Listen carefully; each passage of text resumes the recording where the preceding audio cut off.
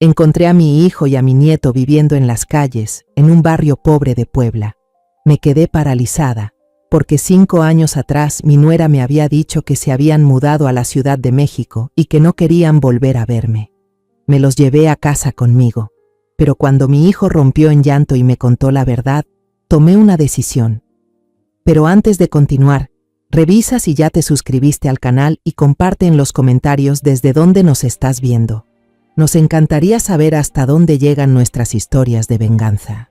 Después de 5 largos años viviendo en Estados Unidos, decidí regresar a México. El auto avanzaba por la autopista rumbo a Oaxaca. Quería hacer un viaje por todo el país, dejar que los paisajes familiares de mi tierra natal calmaran mi alma. Pero el destino parecía tener otros planes para mí. Un gran deslizamiento de tierra bloqueó el camino, haciendo que la esperanza de un viaje tranquilo se desvaneciera por completo. Un oficial de tránsito, visiblemente cansado, hizo señas para desviar la fila de autos hacia una ruta alternativa, un desvío obligatorio que atravesaba la ciudad de Puebla. Suspiré. Ya caía la tarde y no quería seguir conduciendo de noche. Decidí buscar un hotel en Puebla para pasar la noche y continuar al día siguiente. Encontré una pequeña cafetería escondida junto a una calle muy transitada, justo frente a una obra en construcción. Pedí una taza de café negro y me quedé mirando distraída por la ventana. Una figura diminuta, perdida entre los escombros de la obra, captó de pronto mi atención. Era un niño, quizá de unos 8 o 9 años. Su cuerpo era delgado, casi desaparecía dentro de una camiseta vieja y descolorida. El niño estaba agachado, recogiendo con cuidado botellas de plástico y latas vacías, guardándolas en un costal raído que era casi más grande que él. Me quedé inmóvil observando. A su edad debería estar en la escuela, jugando con amigos, no rebuscando entre desechos para sobrevivir. Sentí un nudo en el pecho. En ese momento, otro niño, un poco mayor y con aire agresivo, se acercó. Intentó arrebatarle el costal al pequeño, pero el niño no se asustó. Abrazó el saco con todas sus fuerzas y empujó al abusón con la poca energía que tenía. Luego, sin vacilar, arrastró el costal hacia otra esquina y siguió trabajando. Esa fortaleza me oprimió el corazón. Una urgencia intensa me recorrió el cuerpo. Me levanté y entré rápidamente a una panadería cercana. Compré una botella de agua fría y un croissant recién hecho. Con ellos en la mano, crucé la calle. Me acerqué despacio, llamándolo con suavidad para no asustarlo. «Oye, niño». El pequeño se sobresaltó y dio unos pasos atrás, abrazando su costal como un animalito que defiende su territorio. Su mirada era desconfiada, llena de recelo. Estaba claro que la vida ya le había enseñado la dura lección de no confiar en los extraños. Me agaché, manteniendo cierta distancia para que se sintiera seguro. Extendí lentamente la botella y el pan hacia él, sonriendo con la mayor ternura que pude. «No quiero hacerte daño. Toma, esto es para ti. Pareces tener hambre y sed». Me miró, luego miró la botella y el pan. El deseo se reflejaba en sus ojos, pero aún dudaba. Los segundos pasaron como siglos. Finalmente, el hambre y la sed vencieron al miedo. Se acercó con cautela y estiró su pequeña mano para tomar el regalo. Cuando sus delgados dedos cubiertos de polvo rozaron los míos, levantó la vista, quizá para darme las gracias, y en ese instante el tiempo se detuvo. Unos ojos color avellana, grandes y asombrosamente puros, me miraban fijamente. Unos ojos que había contemplado durante horas sin cansarme, los mismos que me habían perseguido en sueños durante 5 años. La botella se me escapó de las manos y se estrelló contra el suelo. Todo a mi alrededor se volvió borroso. Balbuceé, con la garganta cerrada por la emoción, incapaz de articular una frase completa. ¿Mario? El niño se quedó inmóvil. Me observó, los labios temblorosos. Y entonces, como si una represa se rompiera, los recuerdos y las emociones lo inundaron. Me reconoció. ¿Abuela?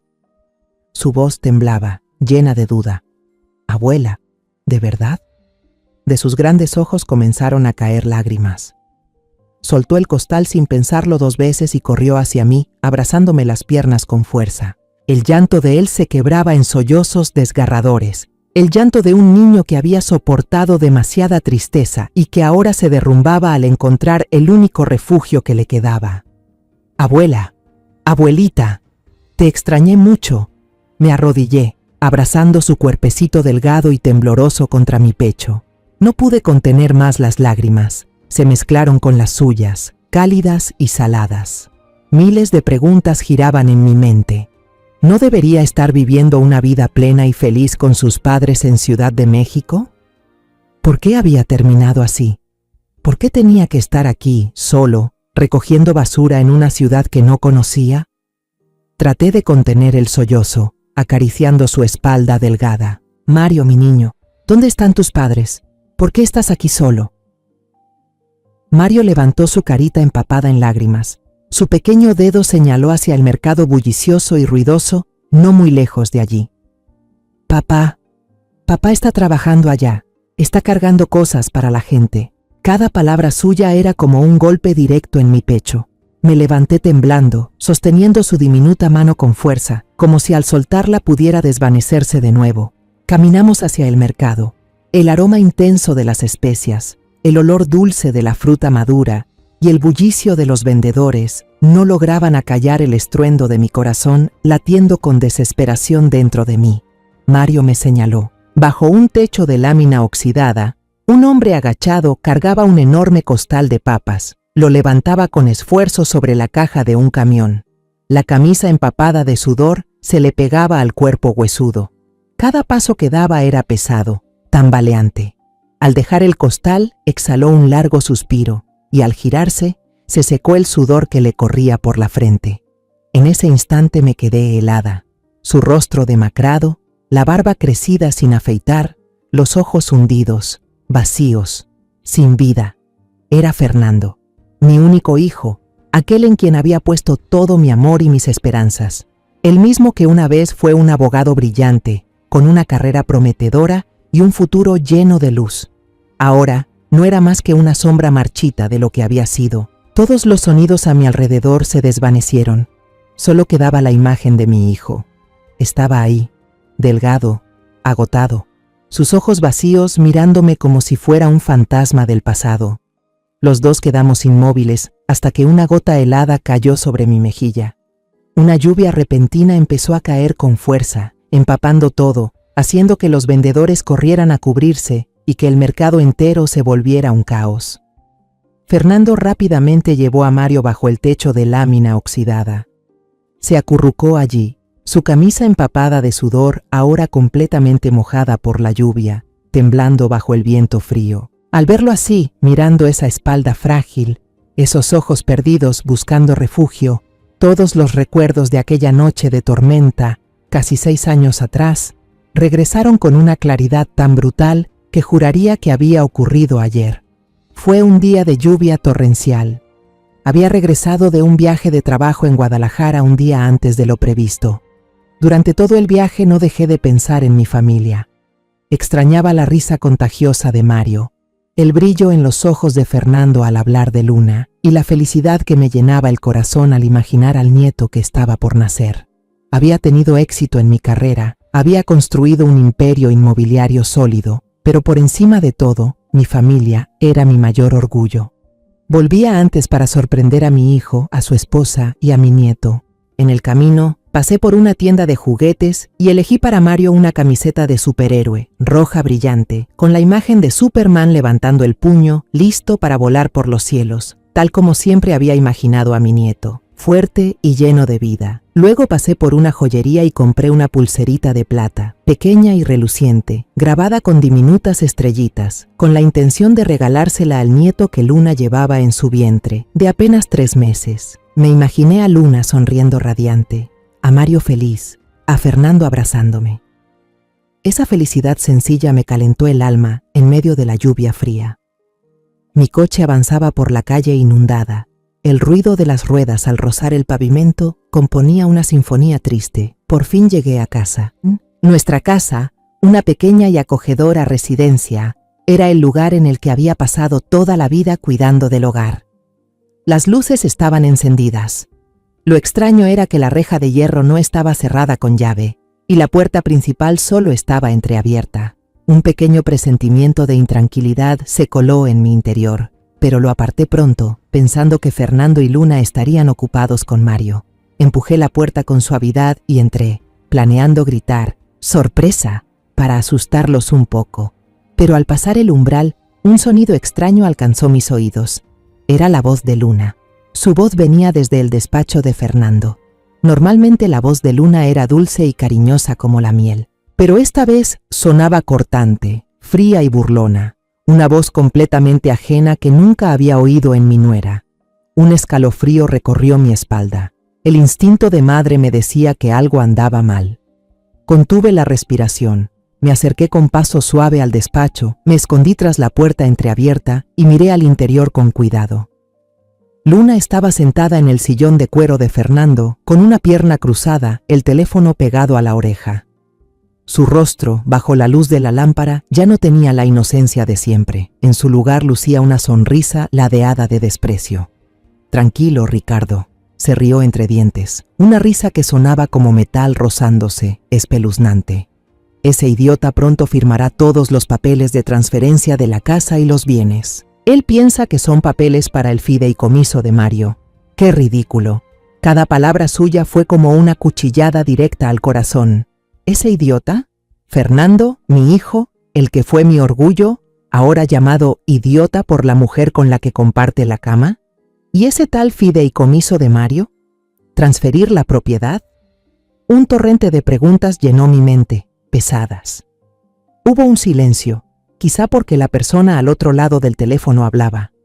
Me quedé inmóvil, agarrada al marco de la puerta, con el corazón latiéndome a toda prisa.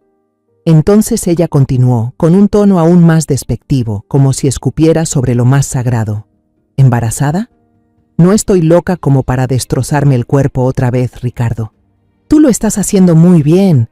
Todos los exámenes de embarazo salen perfectos. Nadie podrá sospechar. Mi cabeza daba vueltas. La pulserita de plata en mi mano, símbolo de la esperanza y el amor por el nieto que iba a nacer, de pronto pesó como un plomo. ¿No será posible? ¿Acaso Luna nos ha engañado? ¿Ha engañado a Fernando fingiendo el embarazo? Un frío me envolvió. Entonces soltó una última frase. Una frase que convirtió la última esperanza que tenía en cenizas. Una frase de una maldad que jamás imaginé que un ser humano pudiera pronunciar. La semana que viene voy a montar una caída por las escaleras. Unos cuantos moretones, una actuación perfecta. Luego la voy a acusar de maltrato que le provoque la pérdida del embarazo. Él lo perderá todo, la reputación, el dinero y la carrera, y nosotros lo tendremos todo, mi amor. Disfrutaremos juntos. El sonajero de plata se me resbaló de las manos y cayó al suelo de mármol, produciendo un clink agudo que resonó en el silencio de la casa. Aquel sonido, aunque pequeño, fue suficiente para romperlo todo. No era solo el ruido del metal golpeando el suelo, era el sonido de la confianza quebrándose, de la familia desmoronándose, de todo lo que había amado y creído. La llamada se cortó. Luna levantó la cabeza de inmediato. Su rostro se puso pálido al verme allí, pero en un instante el miedo desapareció, reemplazado por una insolencia que me dejó sin aliento. Sus ojos brillaron con un desafío venenoso, como una serpiente descubierta en su guarida, sin intención alguna de retroceder. Una furia ardiente estalló dentro de mí, consumiendo cualquier resto de razón. Grité con la voz rota por la rabia. «¡Eres un demonio! ¡Una serpiente venenosa con piel de humana!». Me lancé hacia ella para arrebatarle el teléfono de las manos, la única prueba, lo único que podía desenmascarar a esa farsante. En ese preciso momento, la puerta principal se abrió de golpe. Fernando entró, sosteniendo un ramo de lirios blancos, las flores favoritas de Luna. Su rostro irradiaba felicidad después de un largo día de trabajo, sin imaginar el infierno que lo esperaba al otro lado de la puerta. Al verlo, Luna, con la destreza de una actriz consumada, reaccionó al instante. Soltó un grito desgarrador, lleno de terror, y dio un paso atrás fingiendo tropezar antes de caer al suelo. Se sujetó el vientre con ambas manos, el rostro contraído de dolor, las lágrimas cayendo como si sufriera una tortura insoportable. «¡Ah! ¡Mi vientre! Fernando, ayúdame! Tu madre me empujó», gemía, con una voz tan desesperada que cualquiera habría creído su actuación. Fernando se quedó petrificado por un segundo. La sonrisa se borró de su rostro. El ramo de lirios blancos se deslizó de sus manos y cayó al suelo. Las flores se aplastaron bajo sus pies apresurados. Sin dudar ni un instante, corrió hacia Luna, se arrodilló a su lado y la tomó en brazos. Luego alzó la vista hacia mí. Sus ojos enrojecidos estaban llenos de furia, dolor y desesperación. «Mamá, ¿qué has hecho?», me gritó con un odio que jamás creí escuchar de su boca. Me quedé paralizada, intentando ponerme de pie, pero mis piernas temblaban. Levanté una mano tratando de explicarle, de recuperar la confianza de mi hijo. «No, Fernando, escúchame. Ella miente, todo es una farsa, yo no la empujé». Pero Fernando no escuchó. En su mirada solo había sufrimiento y rabia. Me empujó con fuerza. Tropecé y caí contra la pared fría. Ese empujón dolió más que cualquier golpe físico. Fue como una puñalada directa al corazón, cortando el lazo más sagrado entre madre e hijo. No volvió a mirarme. Fernando levantó a Luna en brazos y salió corriendo por la puerta, dejándome sola en la casa vacía. La puerta se cerró de golpe, y el estruendo resonó en el silencio, como el cierre definitivo de todo en lo que alguna vez creí. Me quedé inmóvil en el sofá, en la misma casa que, horas antes, aún era un hogar cálido, y ahora no era más que un lugar helado y vacío. Las horas pasaron, lentas como siglos. El reloj en la pared marcaba cada segundo con un tic-tac que golpeaba mis nervios como martillazos. La noche cayó, y la lluvia afuera no cesaba. Golpeaba las ventanas con furia, como si el cielo también llorara por mi dolor. Intenté llamar al hospital de la ciudad, la voz temblorosa, preguntando por el estado de Luna de la Vega. Pero todo lo que recibí fue la voz profesional y fría de la enfermera de guardia. «Lo siento, señora, no podemos proporcionar información del paciente a alguien que no tenga autorización». Yo era la suegra, la abuela del bebé que ella llevaba en el vientre, y aún así, ahora era una persona sin autoridad. Solo pude quedarme sentada, aferrándome a una esperanza tenue de que, cuando el pánico pasara, Fernando lograría calmarse y ver la verdad, ver a través del burdo teatro de su esposa mentirosa.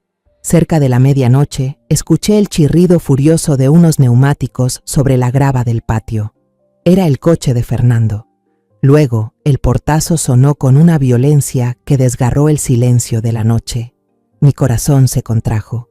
Me puse de pie de un salto, entre el miedo y la esperanza. La puerta principal se abrió de golpe, y él entró. Fernando parecía un hombre que acababa de salir de un huracán. Su ropa aún húmeda por la lluvia, el cabello revuelto, la camisa arrugada. Pero lo más aterrador era su rostro. Estaba endurecido por la ira, y en sus ojos hundidos ardía una llama de odio. Luna no venía con él. «¿Dónde está Luna? ¿Cómo está?», pregunté, con una voz ronca que ya no parecía mía. «Se quedó en el hospital», respondió él, con una voz helada, cada palabra cayendo como un pedazo de hielo afilado. «En un lugar donde está a salvo de ti».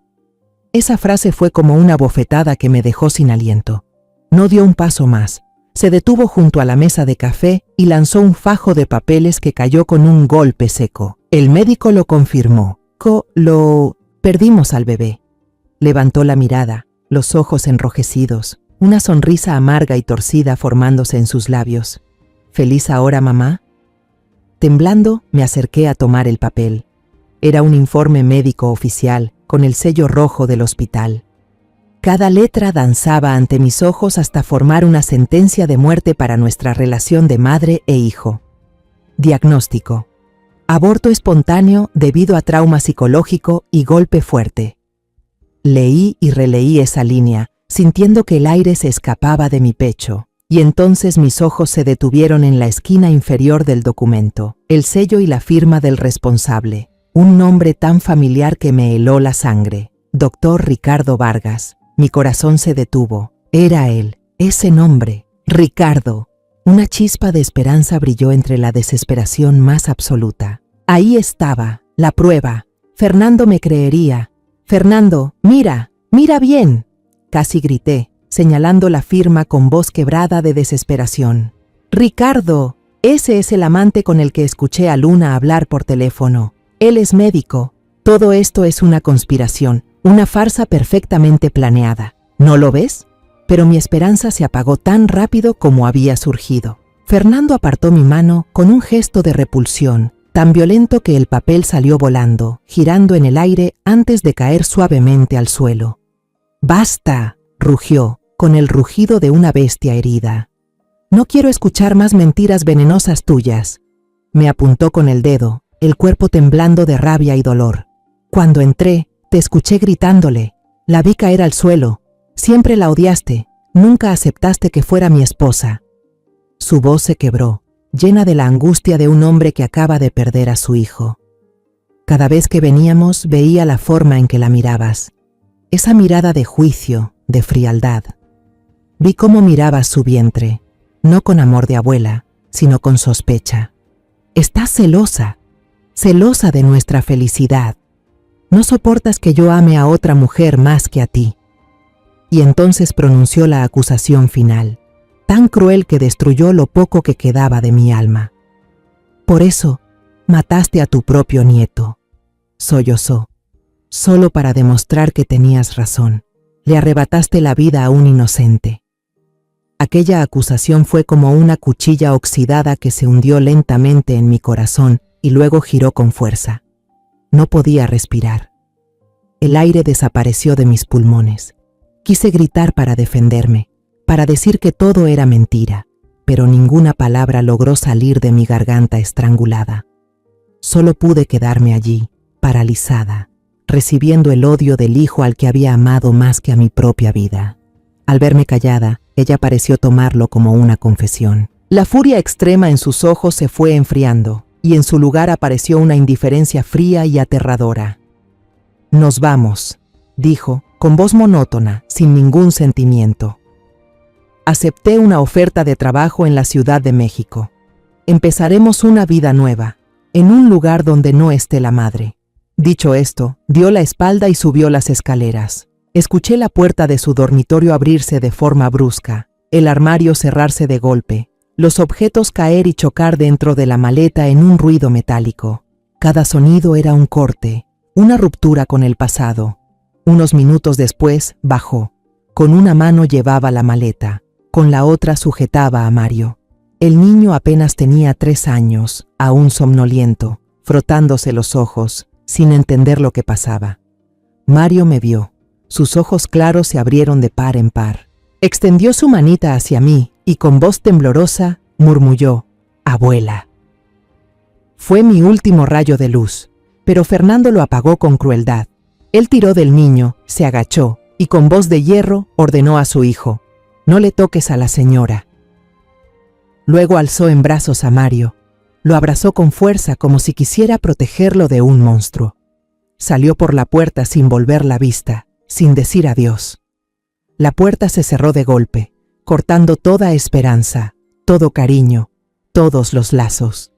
Me desplomé en el suelo, el corazón hecho pedazos en 100 trozos.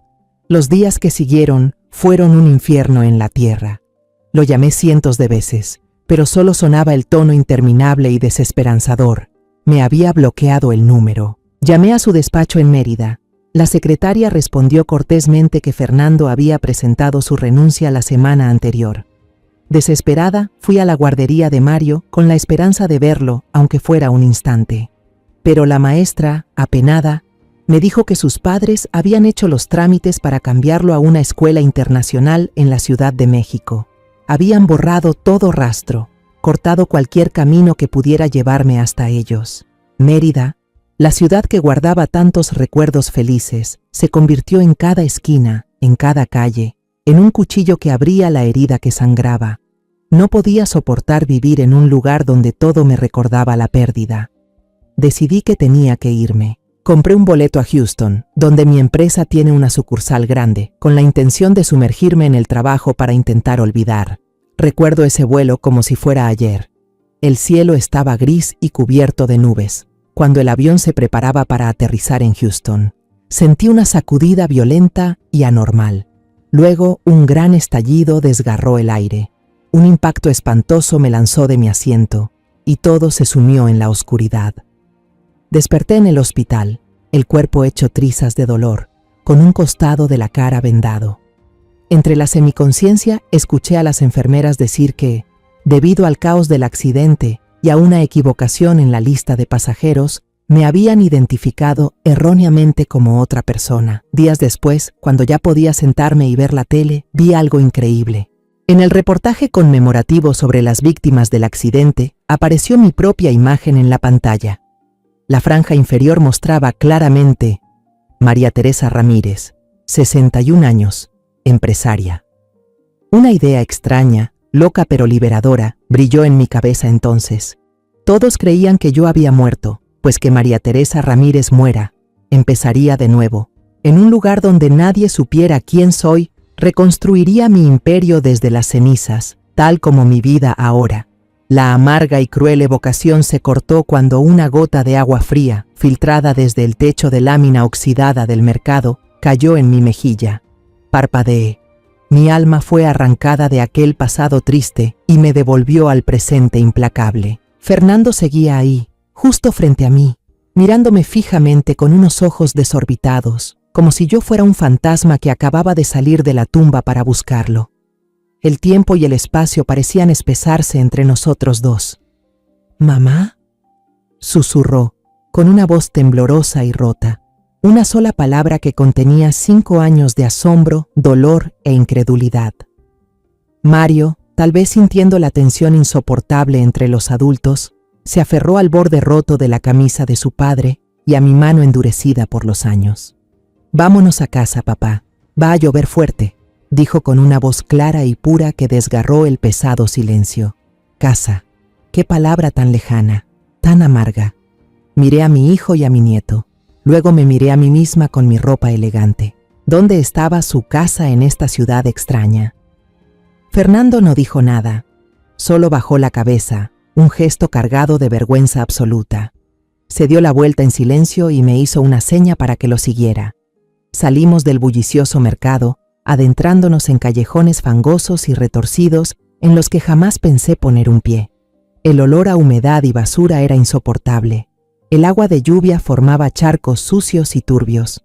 Finalmente, Fernando se detuvo.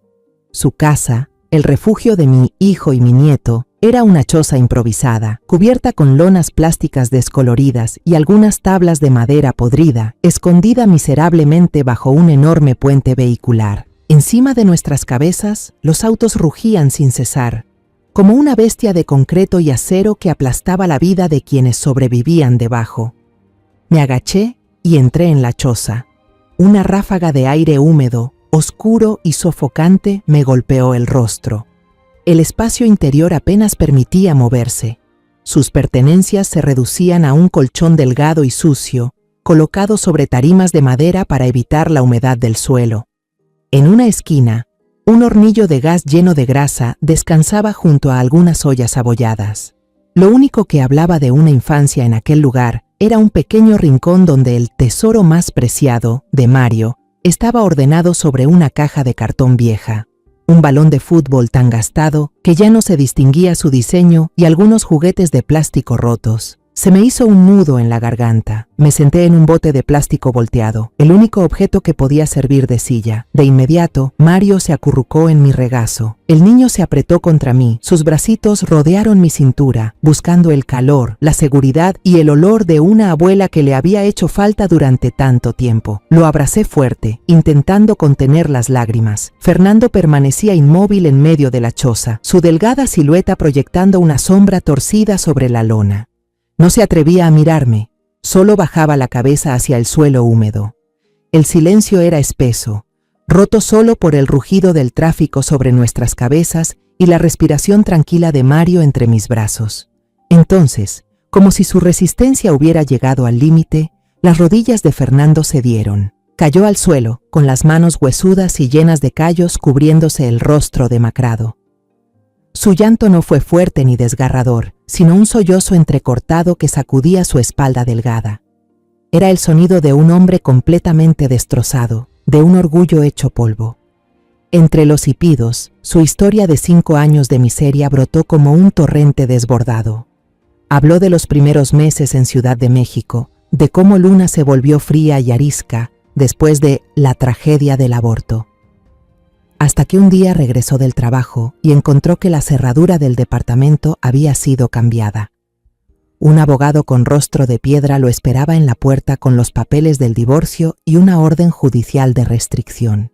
La razón: supuestamente había tenido comportamientos violentos e inestables tras la muerte del hijo que aún no había nacido.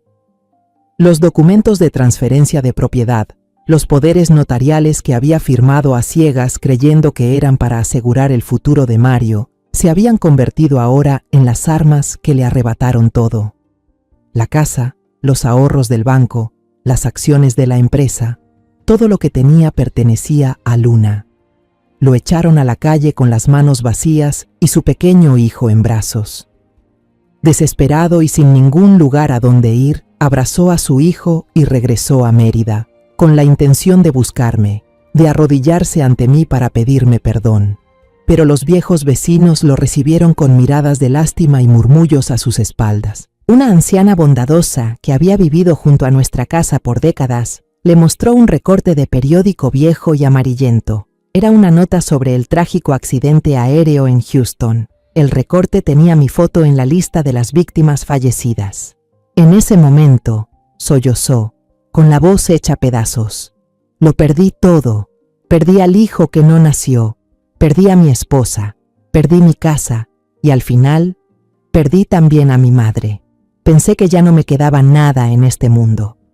Me contó sobre los días errantes que siguieron, sobre cómo llevó a Mario a Puebla para buscar a un viejo amigo, con la esperanza de pedirle prestado un poco de dinero para empezar de nuevo. Pero ese amigo también lo traicionó, robándole lo último que le quedaba. Solo, en tierra ajena y sin un peso en el bolsillo, no tuvo más remedio que trabajar cargando cajas en este mercado, haciendo los trabajos más pesados para ganar unas monedas con las que darle de comer a Mario. Cada día que pasaba era un día en que se maldecía a sí mismo por su estupidez, por su ceguera. La historia terminó ahí. Levantó el rostro, cubierto de lágrimas y polvo. Sus ojos, hundidos y vacíos, al fin se atrevieron a mirarme de frente. Una mirada llena de dolor, arrepentimiento y desesperanza. No me atrevo a pedirte perdón. No lo merezco, dijo con una voz ronca, áspera, que me desgarró el alma. Fui un hijo desobediente, un idiota, un imbécil que creyó en una mujer diabólica y abandonó a la única madre que tenía. Respiró hondo, como reuniendo las últimas fuerzas que le quedaban. Solo te pido una cosa. Salva a Mario. Él no tiene culpa de nada. Llévatelo de este infierno. No dejes que pague por mis errores. No dije nada. Acaricié suavemente a Mario, que dormía plácidamente sobre el colchón delgado, y me levanté sin hacer ruido. Me arrodillé en el suelo húmedo, frente a mi hijo. Abrí los brazos y lo atraje hacia mí, abrazando su cuerpo frágil y tembloroso. Se quedó rígido por un instante, tal vez sorprendido, y luego se derrumbó sobre mi hombro, rodeándome con sus brazos como un niño perdido que por fin encuentra el camino a casa. Le di unas palmadas suaves en la espalda. Mis lágrimas, las lágrimas del perdón y del renacer, cayeron silenciosamente y se mezclaron con las suyas, las lágrimas del arrepentimiento. Fernando, hijo mío, le susurré al oído, con la voz temblorosa por la emoción. Estoy viva, tú también estás vivo, y con eso basta. Mientras sigas con vida, yo seguiré amándote. No teníamos un segundo que perder. El dolor ya había sido revelado, la verdad comprendida. Era hora de actuar. Me puse de pie, sacudí la tierra de mi ropa y sentí una energía poderosa, decidida, despertar dentro de mí. Nos vamos de aquí, dije con firmeza, sin dejar espacio a la duda. Ahora mismo. Saqué el teléfono inteligente de mi bolso, un objeto extraño y fuera de lugar en aquella choza destartalada. Fernando me miró sorprendido, y Mario, todavía medio dormido en los brazos de su padre, observaba con curiosidad la pantalla brillante que mostraba la aplicación para pedir un coche. Pedí un coche de servicio de lujo, el mejor modelo, y le pedí al chofer que esperara al inicio del callejón, embarrado en 5 minutos. No podía permitir que mi hijo y mi nieto se quedaran ni un minuto más en ese infierno. Fernando, confundido, se levantó y dudó un instante antes de mirar hacia la choza que había sido su casa durante tanto tiempo. «Pero las cosas», murmuró con voz débil. Miré lo que él llamaba cosas. Su tesoro consistía en un costal vacío para recolectar basura, unas cuantas prendas viejas colgadas en una cuerda y la pelota desgastada de Mario tirada en un rincón. Sentí una punzada en el pecho. Me acerqué y puse con ternura la mano sobre el hombro de mi hijo. «Compraremos cosas nuevas, Fernando. Las viejas, los recuerdos dolorosos, déjalos atrás». Mi mirada se detuvo en la pelota. Me agaché, la tomé con cuidado, quité el polvo que la cubría y se la entregué a Mario con suavidad. «Excepto esto», dije, mirando a los ojos transparentes de mi nieto. «Esto no es un objeto viejo, es el recuerdo de tu fuerza y tu valentía. Guárdalo». Cuando llegamos al final del callejón, un sedán negro, lujoso y reluciente, ya nos esperaba. Las luces de la calle se reflejaban en la pintura brillante del coche, creando un contraste cruel con el entorno pobre y deteriorado. Fernando vaciló, sin atreverse a subir. Miró su ropa de trabajo sucia y desgarrada, luego los asientos de cuero color crema, impecables dentro del auto. La vergüenza y la inseguridad se dibujaban en cada línea de su rostro cansado. No dije nada, solo tomé su mano áspera y la apreté con fuerza, guiándolo para entrar. Nuestro primer destino no fue una casa.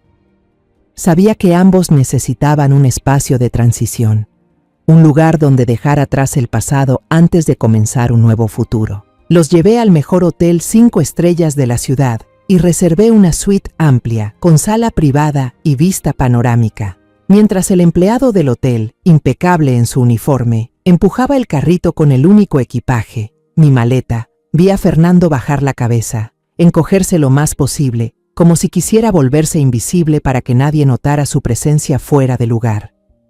Dentro de la habitación elegante, Mario vio por primera vez una bañera enorme de porcelana blanca. Soltó un grito de alegría, sus ojos se iluminaron. Todo el cansancio y el miedo parecieron desvanecerse. Yo misma abrí el grifo del agua tibia y vertí jabón espumoso. Verlo jugar feliz en el agua, escuchar su risa clara llenando la habitación, me hizo sentir por primera vez en 5 largos años una felicidad pura, sin sombras, que se filtraba hasta el fondo del alma. Mientras Mario se bañaba, llamé al servicio a la habitación y pedí 3 platos abundantes, con filete, sopa cremosa y postre de chocolate. Fernando seguía inmóvil junto a la ventana, con las manos en los bolsillos, mirando en silencio las luces de la ciudad como una estatua. Pedí al personal que comprara un conjunto de ropa limpia en la tienda del hotel y se lo entregué. «Cámbiate, hijo, y ven a cenar». Él se dio vuelta, negó con la cabeza y dijo en voz baja: «No lo merezco, mamá». Entró al otro baño, se echó agua helada encima y volvió a ponerse su ropa de trabajo ya seca. La cena fue servida sobre una mesa cubierta con un mantel blanco. Mario comía con entusiasmo, mientras Fernando masticaba sin ganas, sin levantar la vista. Esa noche, a pesar de mis intentos por convencerlo, insistió en tender una manta delgada en el suelo para dormir, dejando la cama king size para mí y para Mario. Se estaba castigando a sí mismo. A la mañana siguiente, después de llevarlos a comprar ropa nueva de pies a cabeza, emprendimos el regreso a Mérida. El viaje de más de 10 horas transcurrió en silencio. Fernando solo miraba por la ventana, perdido en sus propios pensamientos. Y Mario, quizás por el cansancio acumulado después de tantos días de carencias, se quedó dormido sobre mis piernas. No volvimos a la casa vieja, el lugar lleno de recuerdos de traición y dolor. La había vendido hacía mucho tiempo. En su lugar, los llevé a una nueva residencia en un fraccionamiento moderno y seguro que había comprado recientemente. Era hermosa, elegante y acogedora, con un pequeño jardín lleno de bugambilias. Cuando metí la llave en la cerradura y abrí la pesada puerta de madera, Fernando se quedó inmóvil en el umbral. No podía entrar. Sus pies parecían clavados al suelo. Sabía que el recuerdo aterrador de haber sido echado de su propia casa bajo la lluvia, aquella noche había creado una barrera invisible, una cicatriz profunda en su mente que le impedía cruzar esa puerta. Esa noche, cuando Mario ya dormía profundamente en su nueva habitación, abrazando el oso de peluche nuevo que le había comprado, encontré a Fernando en la sala. Estaba sentado solo en la oscuridad, con la luz plateada de la luna entrando por la ventana, iluminando su silueta solitaria. Le preparé una taza de té de manzanilla caliente, la puse sobre la mesa y me senté frente a él. ¿Piensas seguir así, Fernando?, le pregunté con suavidad. Él rompió a llorar, otra vez, pero esta vez no era un llanto de ruptura, sino de culpa. Soy una carga, un fracaso. Destruí todo, dijo entre sollozos. Arruiné mi vida, destruí la infancia de Mario y lo peor, rompí la confianza de mi madre. Ya no tengo cara para mirarte. Me incliné hacia adelante y tomé su mano áspera, endurecida por el trabajo. No fracasaste, Fernando. Fuiste víctima de una estafadora cruel. Eres un padre que hizo todo, incluso los trabajos más humildes, para proteger y mantener a su hijo en las peores circunstancias. Eso no es un fracaso, eso es amor, es responsabilidad. Respiré hondo y lo miré directo a los ojos llenos de lágrimas. Empecemos de nuevo, no te daré dinero. La lástima solo te matará otra vez, pero te daré una oportunidad. Ven a trabajar a la empresa de tu madre, Grupo Ramírez Inmuebles. Él levantó la cabeza de golpe, con los ojos llenos de sorpresa y duda. Pero no sé nada de bienes raíces. Soy un abogado fracasado. Solo te haré quedar en ridículo. Entonces aprende, dije con firmeza, sin dudar. Empezarás desde abajo, en el archivo. Nadie en la empresa sabrá que eres mi hijo. Tendrás que enfrentarte tú solo a las miradas, a los rumores. Recuperarás tu dignidad con tus propias manos y tu propio esfuerzo. No por mí, sino por Mario. Haz que vea que su padre puede levantarse con fuerza del mismo lugar donde cayó. Vi una chispa débil pero esperanzadora encenderse poco a poco en sus ojos antes vacíos. Después de un largo silencio, asintió. Una lágrima resbaló por su mejilla y cayó en la taza de té de manzanilla, formando pequeñas ondas que se expandían suavemente, como un nuevo comienzo, un nuevo capítulo que apenas empezaba. La semana siguiente, Fernando comenzó a trabajar en Grupo Ramírez Inmuebles, no como hijo de la presidenta, sino como un empleado en periodo de prueba. Su puesto era el de archivista, el trabajo más manual y meticuloso de toda la empresa. Organizar miles de expedientes antiguos, sacar copias y entregar documentos internos entre departamentos. Era el cargo más bajo, pero también el único lugar donde podía aprender cómo funcionaba toda la maquinaria desde sus detalles más pequeños. El primer lunes, se paró frente al espejo y se puso el traje que yo le había comprado. El traje le quedaba justo, impecable, pero se veía extraño en su cuerpo delgado, acostumbrado a la ropa de trabajo gastada. Se esforzaba por ajustar la corbata, con esas manos que conocían mejor el peso de los sacos de papas que las cosas pequeñas y delicadas. En sus ojos vi preocupación, inseguridad, pero también una determinación inquebrantable. Lo llevé a la empresa, pero según lo acordado, solo lo dejé en una esquina, a cierta distancia. Desde aquí caminas tú. Para todos, solo eres un nuevo empleado, Fernando Ortega, nada más. No dijo nada, solo asintió. Respiró hondo como quien junta todo el valor del mundo, abrió la puerta del coche y se mezcló con la multitud de oficinistas que entraban apurados al edificio. Sentada en mi oficina elegante, no podía concentrarme en ningún documento. Toda mi atención estaba en la pantalla del sistema de seguridad, algo que casi nunca usaba. Observaba en silencio los primeros pasos de mi hijo en su camino por recuperar su vida. Todo resultaba más difícil de lo que imaginé. Tropezaba con la máquina de café. Casi se quema la mano con el agua caliente. Cuando le encargaron mover una torre de documentos, los dejó caer todos en medio del pasillo. El papel voló por todas partes. Algunos empleados jóvenes no pudieron evitar reírse. Otros mostraron fastidio y lo empujaron al pasar. La jefa de recursos humanos, una amiga de muchos años, me reportó discretamente lo que había escuchado. Los rumores empezaron a circular. Ese tipo tiene pinta de obrero, no de oficinista. Dicen que fue abogado. ¿Cómo terminó aquí? Seguro hizo algo grave. Sabía que esas eran las primeras pruebas que debía superar por sí mismo. A la hora del almuerzo, mientras todos comían juntos en la cafetería, Fernando se quedaba solo en el pequeño archivo húmedo, comiendo en silencio la comida que yo le había preparado desde temprano. No se metía en conversaciones, no buscaba hacer amigos, solo trabajaba en silencio, como una sombra. Su aislamiento pronto llamó la atención de Mateo, un empleado joven conocido por molestar a los nuevos para sentirse poderoso. Esa tarde, Mateo decidió hacerlo quedar mal. Lanzó un montón de archivos sobre su escritorio. Abogado, hazme 50 copias de esto y encuadéralas. El jefe las quiere en 1 hora. Era una tarea absurda, casi imposible, una trampa para humillarlo. Pensé que Fernando se quejaría o al menos se mostraría nervioso, pero no. Solo lo miró un segundo y se puso a trabajar. No se apresuró. Trabajaba con método, la mente lógica del abogado seguía ahí. Clasificó los documentos por secciones antes de copiarlos y los organizó de forma que ahorrara tiempo. No paró un solo minuto, el sudor le corría por la frente. Exactamente 1 hora después, las 50 copias estaban listas, encuadernadas y apiladas con precisión sobre el escritorio de Mateo, que se quedó mudo del asombro. Eso fue solo el comienzo. En la oficina, él era el primero en llegar y el último en irse. Siempre llevaba una libreta en la que anotaba todo, cada instrucción, cada detalle. No temía hacer preguntas básicas, las que cualquier recién egresado sabría, aunque eso a veces lo hiciera parecer tonto ante sus compañeros jóvenes. Estaba empezando desde cero, con una humildad admirable. Por las noches, al volver a casa, no descansaba.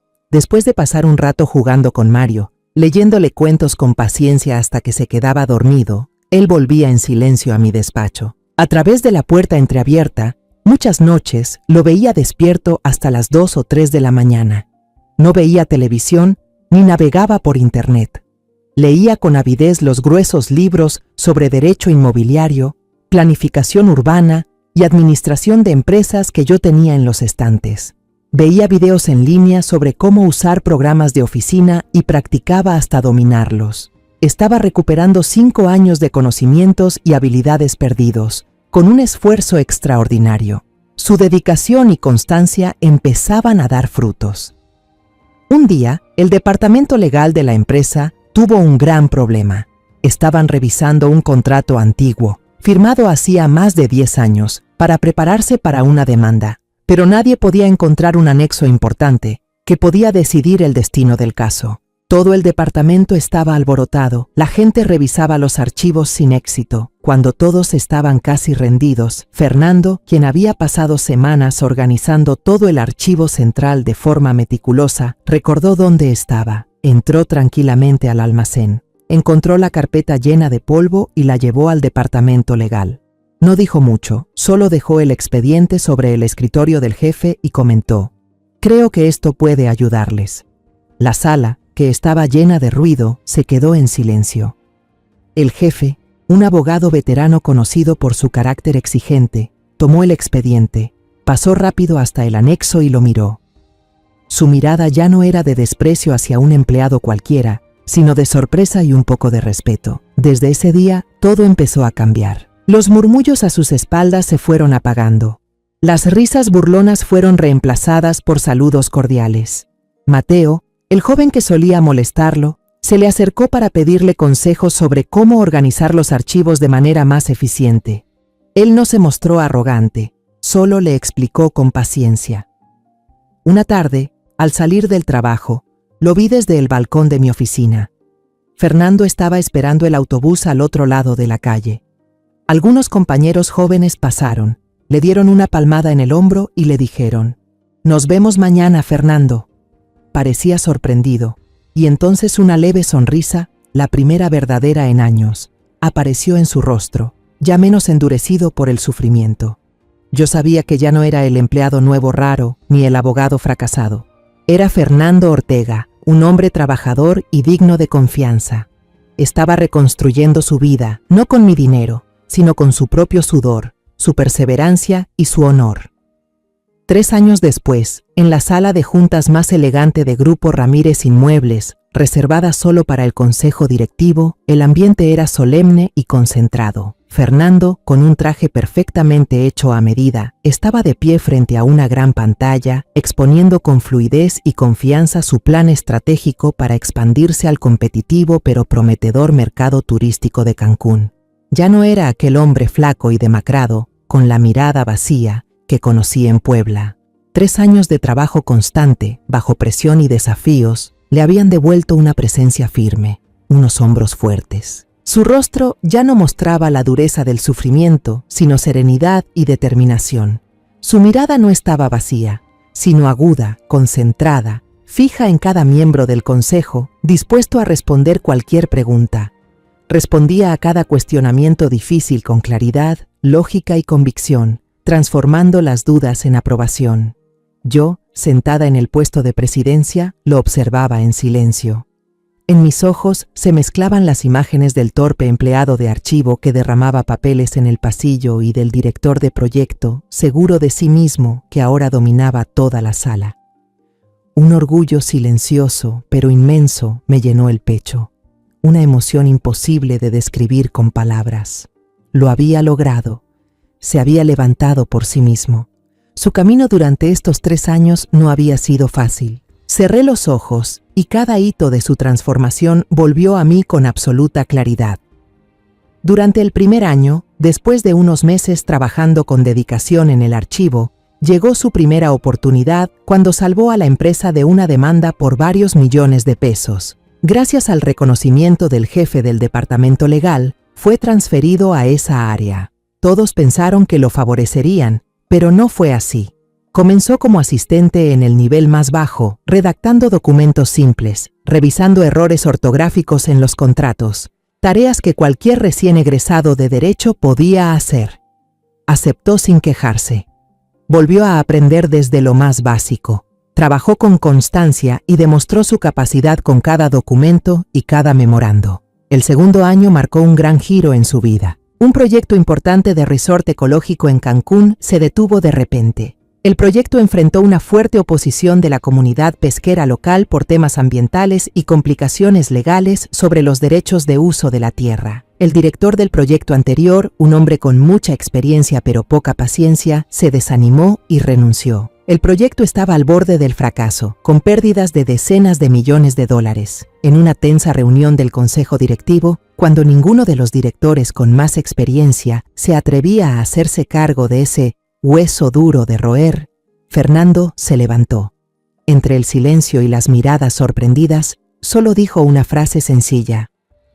Señor presidente, señores del consejo, permítanme intentarlo. Yo lo aprobé, a pesar del escepticismo de muchos. Y no me decepcionó. Se mudó a una casa provisional en la obra de Cancún durante 6 meses. No se sentó en una oficina con aire acondicionado a dar órdenes. Cada día se remangaba los pantalones y caminaba por el lodo para hablar con cada pescador del pueblo. Se sentaba con ellos junto a las fogatas, escuchando sus preocupaciones y sentimientos.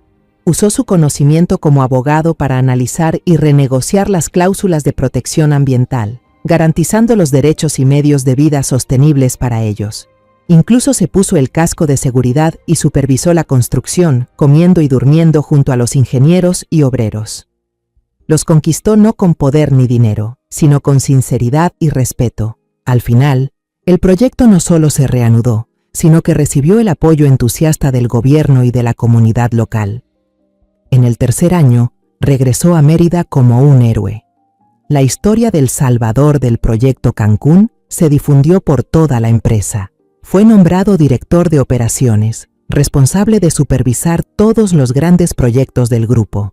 Con su experiencia práctica y mente analítica, reestructuró muchos procesos burocráticos, eliminó gastos innecesarios y aumentó la eficiencia casi un 30%. Se ganó el respeto absoluto de todos, desde los empleados más modestos hasta los miembros del consejo directivo. Y cuando nuestro CEO, de muchos años, anunció su retiro, me presenté ante el consejo y propuse a Fernando para el cargo. Ningún miembro se opuso. No votaron por él porque fuera mi hijo. Votaron por él porque habían sido testigos de su extraordinaria transformación, de un empleado de archivo a un verdadero líder. Su historia pronto llamó la atención de los medios. Un reconocido periódico de negocios publicó una entrevista exclusiva que causó sensación en todo México, con el titular "Debajo un puente en Puebla al puesto de CEO, la historia de cuento moderno de Fernando Ortega". El artículo se difundió rápidamente. De pronto, Fernando se convirtió en un fenómeno, un ejemplo de esfuerzo y superación ante la adversidad. Cadenas de televisión prestigiosas lo invitaron a entrevistas, revistas de negocios querían su foto en la portada. Al principio, rechazó toda la atención. "Solo estoy haciendo mi trabajo, mamá. No quiero presumir de mi pasado, pero logré convencerlo.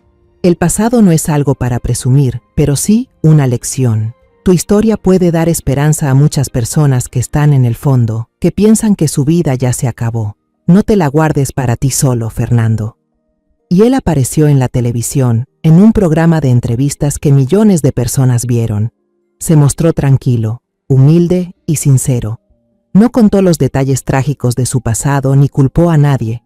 Solo dijo que había tenido una etapa de desorientación y que había recuperado su vida gracias a una segunda oportunidad y una fe que nunca se apagó. Cuando el conductor le preguntó quién había sido su mayor motivación, él sonrió, una sonrisa cálida y llena de orgullo. "Es mi hijo, Mario. Cada día me esfuerzo, porque quiero construir un mundo en el que él pueda levantar la cabeza y sentirse orgulloso de su padre". Esa noche, toda la familia vimos el programa juntos. Al ver a mi hijo tan seguro frente a las cámaras, con Mario, ya un adolescente, aplaudiendo feliz y orgulloso a su lado, mi corazón se llenó de felicidad. Pensé que por fin todas las tormentas habían pasado y que era momento de ver amanecer. Pero en lo más profundo, un miedo helado empezó a deslizarse, como una serpiente arrastrándose en la oscuridad. Esa fama era un arma de doble filo. Traía reconocimiento y prestigio, pero también era un faro brillante en la noche, capaz de atraer a las polillas venenosas del pasado. Y mis temores se hicieron realidad.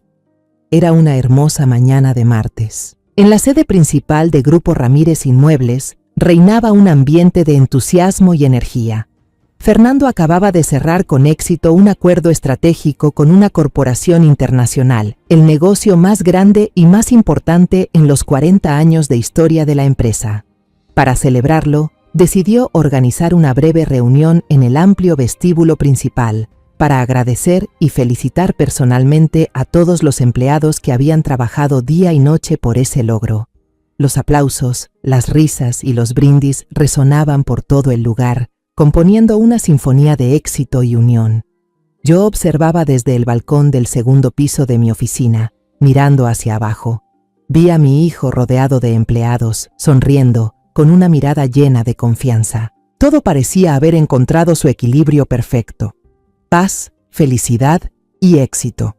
Pensé que al fin, después de tanto dolor, mi familia podría disfrutar de días tranquilos. En ese instante, el teléfono interno sobre mi escritorio sonó con un timbre agudo. Contesté y la voz temblorosa y alterada de la joven recepcionista sonó al otro lado. Señora Ramírez, hay una mujer aquí abajo. Está llorando desesperadamente y exige ver al señor Ortega. Dice que es su esposa". El corazón se me detuvo, como si hubiera caído en un abismo sin fondo. La serpiente había regresado. De inmediato cambié la pantalla del ordenador a la cámara de seguridad del vestíbulo. Una mujer estaba allí de pie, y la reconocí al instante. Luna de la Vega, el mismo cabello rubio cuidadosamente teñido, pero su rostro mostraba las huellas del tiempo y de una vida que no había salido como esperaba. Llevaba un vestido de marca, algo pasado de moda, y se había maquillado en exceso para disimular el cansancio y las arrugas en las comisuras de los ojos. Pero la codicia y el cálculo en su mirada no había manera de ocultarlos.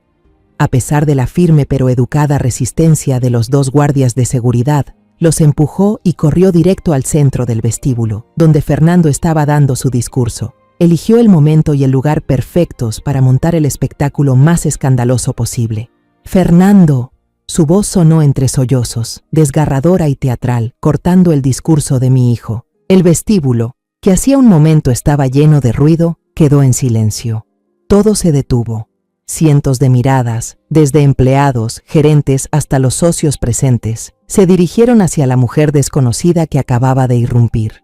Fernando se dio la vuelta y vi cómo la sonrisa en su rostro se congelaba por un instante. Luna, con la habilidad actoral de una estrella de cine, corrió hacia él con los ojos llenos de lágrimas.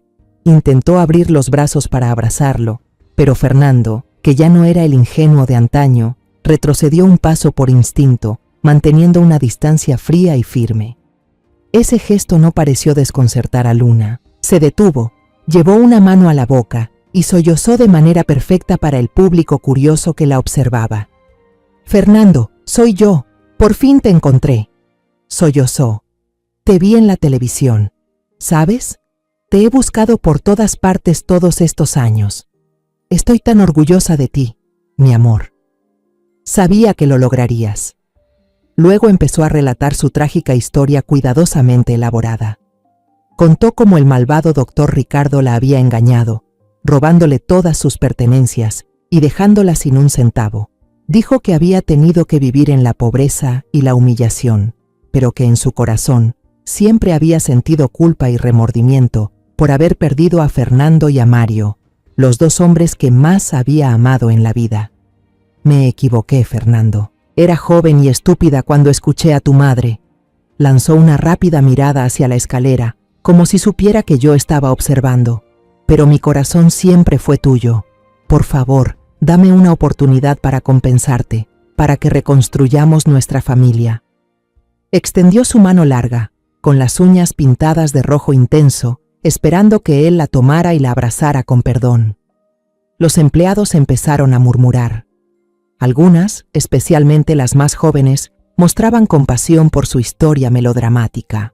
Miraban a Fernando con expectativa, pero mi hijo permanecía inmóvil. Su rostro no mostraba ninguna emoción, solo una calma aterradora. Dejó que Luna terminara toda su actuación. Cuando ella se quedó en silencio, cuando sus sollozos se fueron apagando, Fernando finalmente habló. Su voz no era alta, pero sí clara, firme y tan fría como el hielo, resonando en el silencio absoluto del vestíbulo.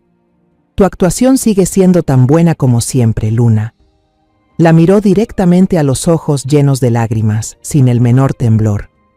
«La última vez que te vi, mandaste a tu abogado a echarme de casa, a mí y a un niño de 5 años, bajo la lluvia. No me buscaste cuando mi hijo y yo tuvimos que recoger botellas para sobrevivir en Puebla. Solo apareciste aquí cuando mi nombre salió en la portada de la revista Forbes». Dio un paso más, bajando la voz, pero cada palabra pesaba como una piedra. «Mi hijo, Mario, ahora tiene 14 años. Es alto, inteligente y un chico bondadoso. No tiene ningún recuerdo de ti. Y yo, cueste lo que cueste, haré todo lo posible para que su vida siga siendo así, tranquila». El rostro de Luna cambió de color. Su obra perfecta se derrumbó en cuestión de segundos. Sus ojos, antes llorosos, ahora brillaban con rabia y vergüenza. No podía creer que el hombre ingenuo y manipulable de antes se hubiera convertido en alguien tan firme, agudo y frío. Fue entonces cuando decidí que había llegado mi momento de aparecer. El telón se había levantado, y el último acto era el mío. Salí lentamente de la oficina y bajé por la gran escalera de mármol. El sonido de mis tacones resonaba en el suelo de piedra, cada tac, tac, rompiendo el tenso silencio. Todos se apartaron automáticamente, dejándome pasar como si el agua abriera su cauce. Me acerqué a Fernando y puse una mano sobre su hombro. No fue solo un gesto, fue una afirmación de pertenencia, una declaración de protección y una muestra de unión imposible de romper. Luna me vio, y por primera vez desde que entré, el verdadero miedo, sin un rastro de actuación, apareció en sus ojos. Retrocedió un paso instintivamente, como un animal acorralado frente a su depredador. Miré directamente a la mujer que había destruido 8 años de la vida de mi hijo, con una voz serena, pero tan fría como el invierno. «Hola, Luna. Casi una década, ¿no? No has cambiado mucho». Sonreí levemente, una sonrisa sin el más mínimo rastro de calidez. «Creo que ya es hora de que aclaremos todo, aquí y ahora». Mi aparición y esas palabras cargadas de intención convirtieron el vestíbulo principal de la empresa en un verdadero escenario y todos los presentes en espectadores involuntarios. Los empleados quedaron inmóviles, sin atreverse siquiera a respirar, temerosos de perder un solo segundo del drama que se desplegaba frente a ellos. Afuera, algunos periodistas, siempre atentos al escándalo, aparecieron de la nada.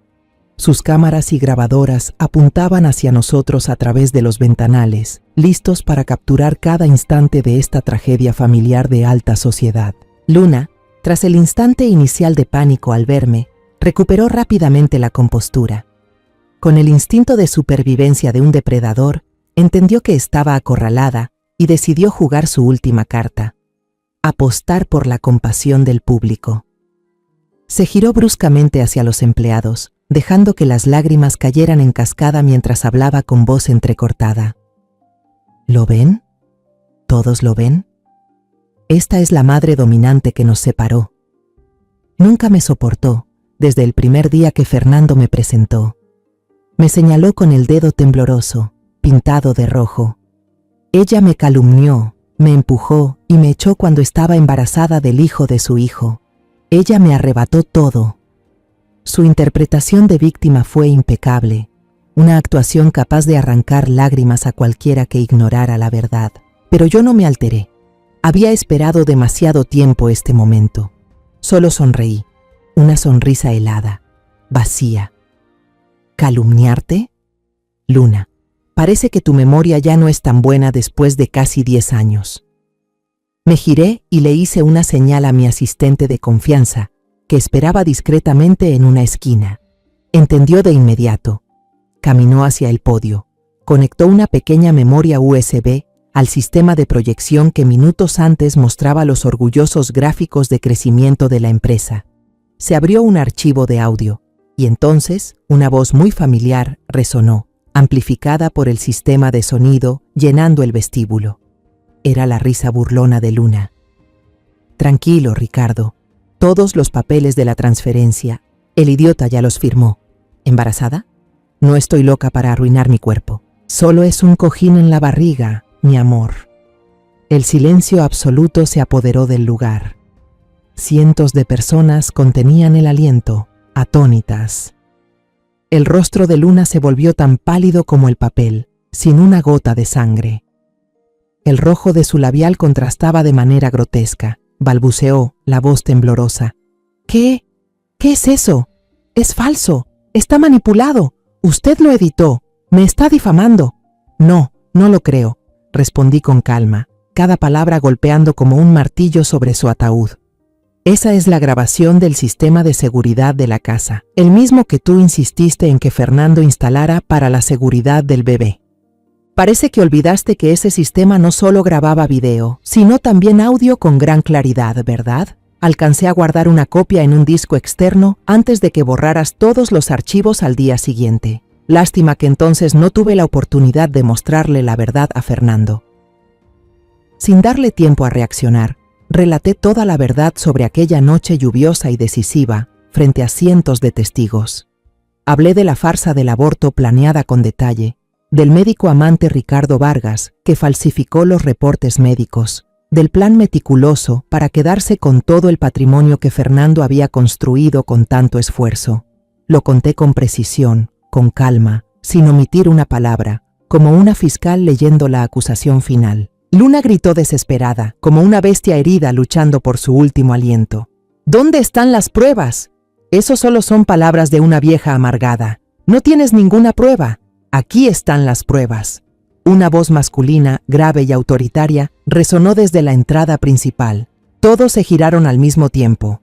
Un hombre de mediana edad, elegantemente vestido con un traje caro, entró. Era Alfonso Reyes, uno de los abogados penalistas más reconocidos y respetados de México, además de un viejo amigo de mi familia. Lo llamé en cuanto recibí la llamada de la recepcionista. El señor Alfonso avanzó, seguido por 2 agentes de policía uniformados. Abrió un portafolio de cuero y habló con voz firme, sin mostrar emoción alguna. Señora Luna de la Vega, soy el abogado representante del señor Ricardo Vargas. Mi cliente, después de años de vivir atormentado y con miedo, ha decidido entregarse y colaborar completamente con las autoridades. Levantó un fajo de documentos. Él ha proporcionado todas las pruebas, mensajes de texto, grabaciones de llamadas y documentos falsificados que demuestran la falsificación de expedientes médicos, el fraude y la difamación organizada. Con base en su declaración y en las pruebas irrefutables del señor Vargas, esta es la orden de arresto contra usted. Ese fue el golpe final. El knockout. Toda la fuerza de Luna se desvaneció.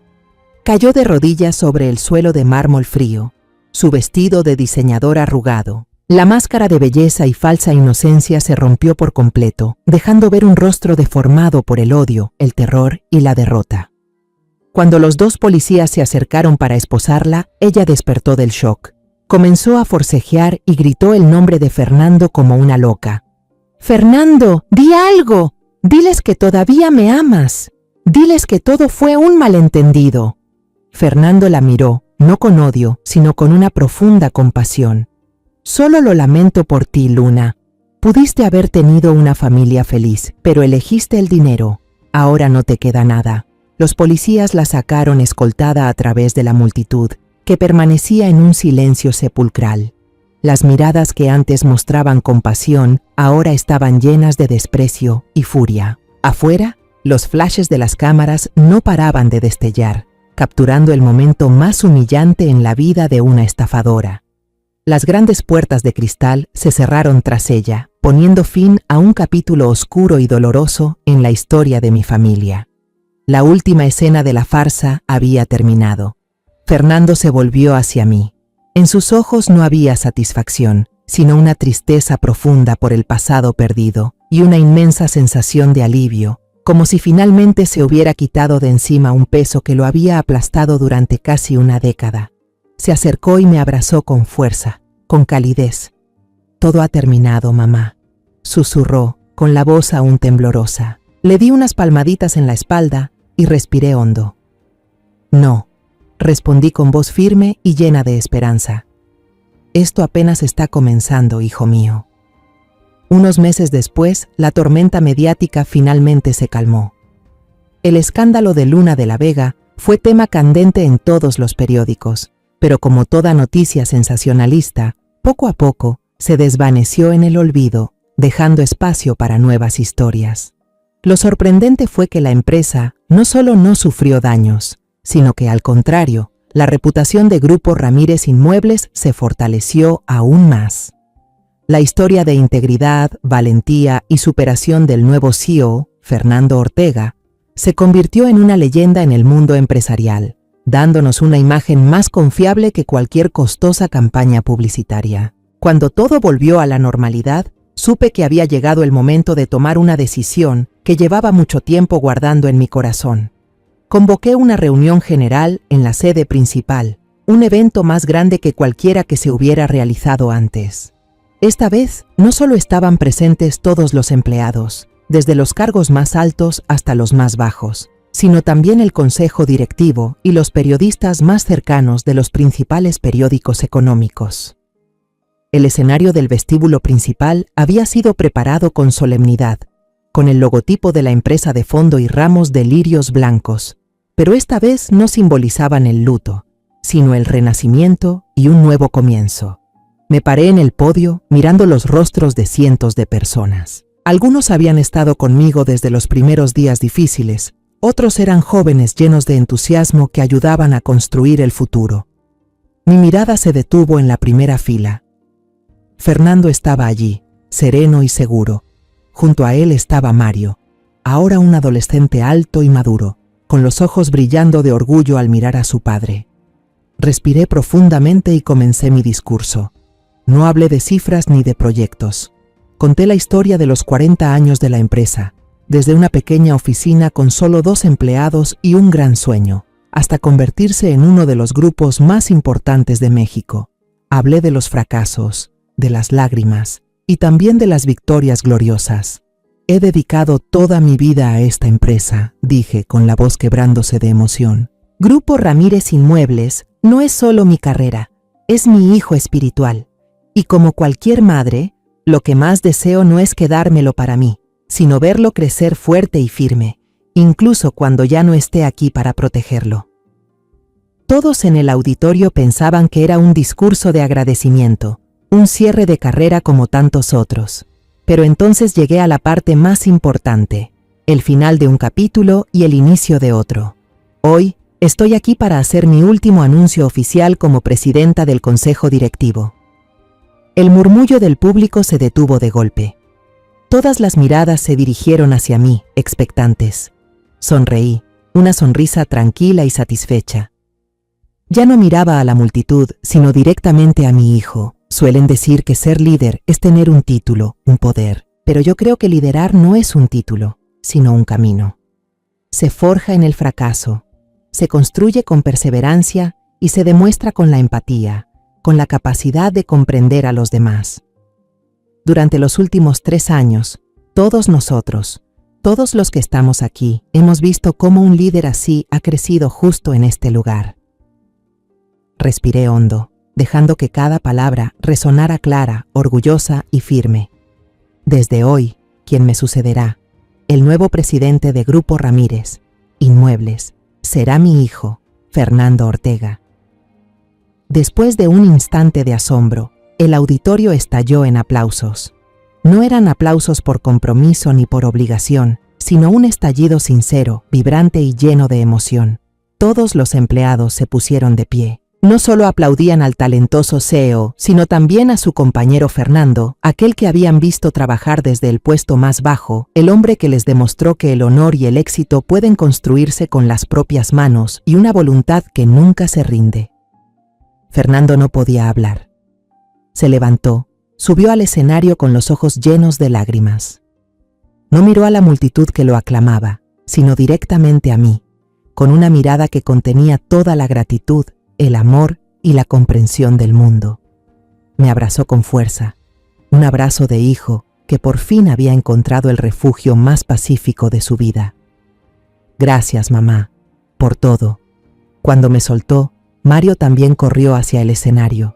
Ya no era el niño flaco y asustado del barrio pobre de Puebla, era un joven alto y fuerte. Abrió los brazos y abrazó a su padre y a su abuela al mismo tiempo. Los tres generaciones permanecimos juntos, abrazados bajo las luces del escenario. Al ver a padre e hijo, uno al lado del otro, seguros y firmes, sentí una calma inmensa. Los aplausos seguían resonando sin parar. Di un paso atrás, luego otro, cediéndoles silenciosamente el lugar, el futuro de la familia y de toda la empresa. A través del destello intermitente de las cámaras, vi la sonrisa de Mario, radiante como el sol. Después de tantas rupturas y sufrimientos, mi familia por fin estaba completamente unida otra vez. No por el dinero ni por la fama, sino por el amor incondicional, el perdón y la fuerza extraordinaria de volver a empezar desde cero. El nuevo amanecer de nuestra familia finalmente había llegado. La historia que acabas de escuchar ha cambiado los nombres y lugares para proteger la identidad de los involucrados. No la contamos para juzgar, sino con la esperanza de que alguien escuche y se detenga a reflexionar. ¿Cuántas madres están sufriendo en silencio dentro de su propio hogar? Me lo pregunto sinceramente. Si tú estuvieras en mi lugar, ¿qué harías? ¿Elegirías callar para mantener la paz o te atreverías a enfrentarlo todo para recuperar tu propia voz? Quiero saber tu opinión, porque cada historia puede convertirse en una vela que ilumine el camino de otros. Dios siempre bendice, y estoy segura de que el valor nos llevará a días mejores. Ahora, en la pantalla final, dejaré 2 de las historias más queridas del canal. Estoy segura de que te sorprenderán. Gracias por acompañarme hasta este momento,